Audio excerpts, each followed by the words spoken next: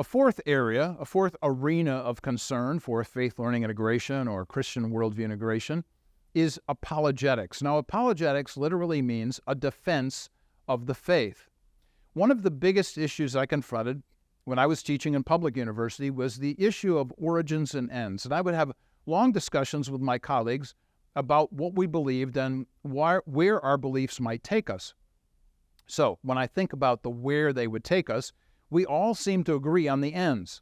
So we want justice, we want peace, we want tolerance. We would all say the same thing that we want at the end of the day in any given discussion, in any given class. But the real question was the question of origins. Where does this come from?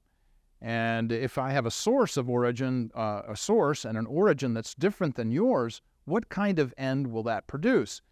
Well, as you might imagine, my colleagues and I desperately disagreed about the origin question. We all agreed on the ends. We all think we should end up over here. But the origins, where this comes from, the source of authority, that was something we totally disagreed about. And as I would often say to my public university colleagues, that what I discover over and over again in the public university is that unbelieving folks tend to lean on the Christian worldview for answers of ethics because they don't get them from a naturalistic point of view by themselves. So when I was teaching in public university again, we would always talk about justice and injustice. And viewpoint discrimination was a big deal there. And so one of the banners that I actually drove under consistently when I was going to work was this great statement that discrimination has no place in this university. But I would argue with my colleagues that my students were constantly self-censoring. They didn't want to talk about the things that they actually believed because they thought that they would be discriminated against in the classroom. Now, sometimes that happened. Not always, but sometimes. And so they were concerned about it. We need to be concerned about a viewpoint diversity from a different vantage point in Christian university. That is, we want to engage lots of points of view, but we want to help our students to understand them from a biblical vantage point. So here's a schematic that might help how we've actually come to this place in our worldview development as Christians. In Genesis 1 and 2, we understand that all things were intended by God to be good.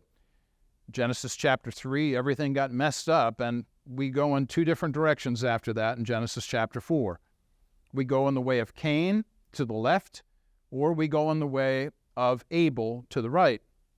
And when you consider just doing a bit of a study, a biblical study on Cain and Abel in the Bible, you realize how much of an influence Cain's negative influence has had on generations as they have come out of Genesis and into the world in which we live even today in the 21st century.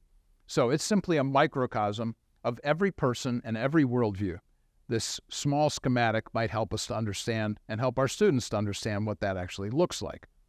Now here's another schematic, one of which we are concerned about those worldview questions I talked about originally. Who is God?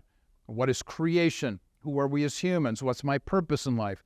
There are all kinds of philosophical focuses that we have when we're talking with our students about our disciplines, whatever they might be. And what we always need to help our students to understand is where these philosophical fruits come from. They have to have theological roots. You have to have good roots to have good fruit. And in that way, we are concerned about God's transcendence. He's outside of us, apart from us. He is the creator of all things. We have to understand that He is eternal, that our time and place in history is actually dictated by one who is outside of time and place. We concern ourselves with things like providence, that God is personally planning and overseeing all things. We could go on and on with all of the doctrines that are essential to us. But what we need to constantly help our students to understand is that the fruit of our study comes from a theological root, because the next slide shows us what happens if we don't. That ultimately we begin to lose the fruit of our understanding from a Christian point of view when we lose a theological base, when the soil of reality is replaced by a humanistic, earth-centered point of view.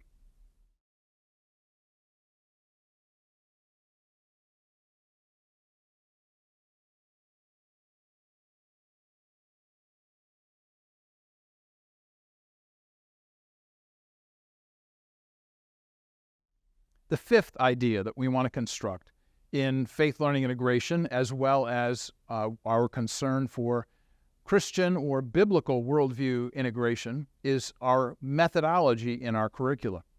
So one of the ways that I would communicate this, and I've been using this schematic for years, is to help students to understand that all truth is God's truth, but that sometimes people will take a piece of truth to make it the whole truth.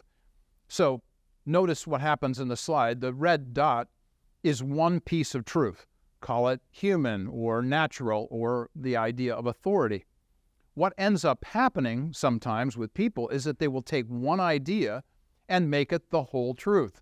So human becomes humanism, natural becomes naturalism, authority becomes authoritarianism.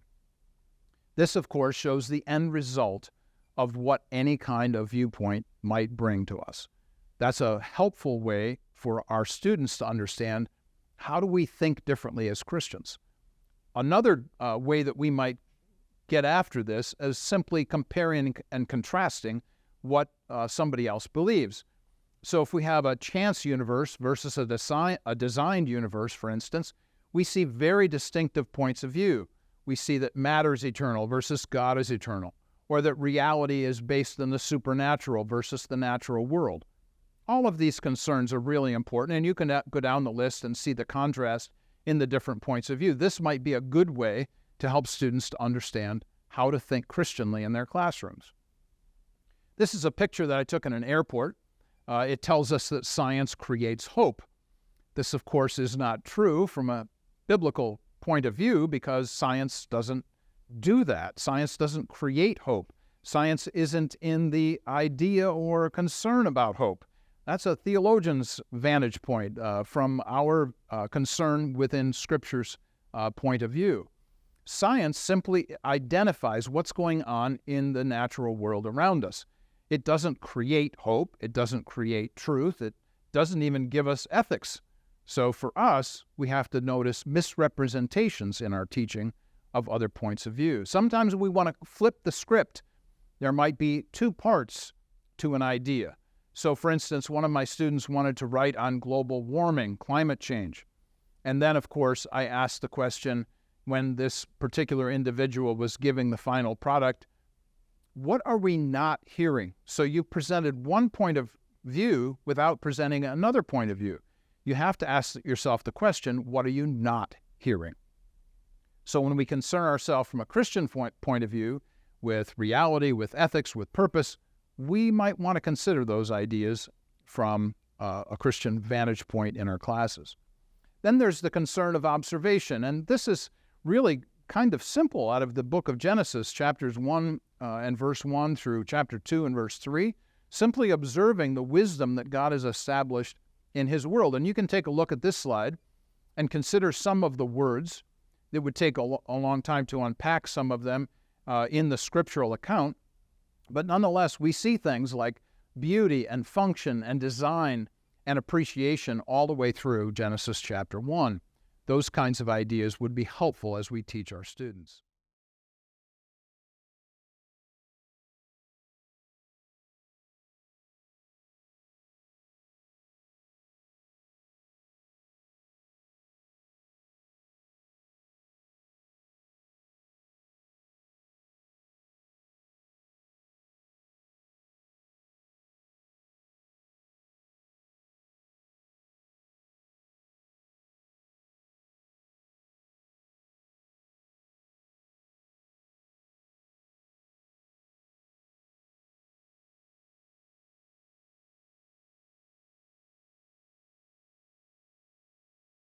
So, I've gone over 5 areas in which biblical worldview integration might be helpful: doctrinal pillars, umbrella principles, educational approaches, apologetic intersections, and then curricular methodology.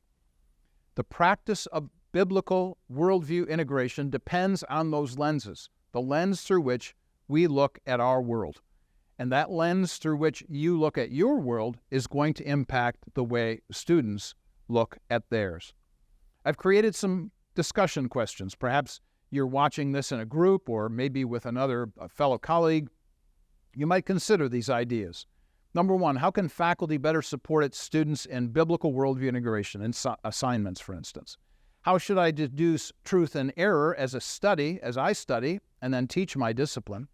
How does special and creational revelation help me interpret information?